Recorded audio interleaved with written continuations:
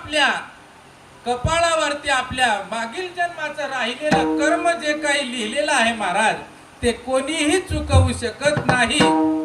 होणार सारखी बुद्धी कर्म रेषा टळेना.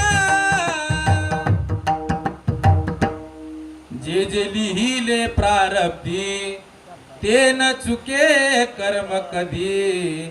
होणार सारखी बुद्धी कर्म रेषा टळेना. मग आपण म्हणतो एखादा तरुण व्यक्ती किंवा मुलगा असेल, त्याचं निधन झालेलं असेल. बघा तुम्ही, पिता देखता पुत्र मरे, पुत्र देखोनी पिता झुरे, काळे काळे अवघे सरे कोणी नुरे क्रियेसी. एखाद्या वेळेस काय होतं, नातू अगोदर जाईल, मुलगा अगोदर जाईल आणि आजोबा शिल्लक. मग समाजातील लोक सांगतात की अरे रे रे रे, देवानं असं नव्हतं करायला पाहिजे महाराज. देव फार चुकीचं करतो महाराज. बघा बघा तुम्ही, पण ही कर्मरेषा आहे महाराज. ज्याच्या कर्मामध्ये जे जे दुःख जे जे सुख लिहिलेलं आहे ते त्याला या ठिकाणी भोगावं लागतं.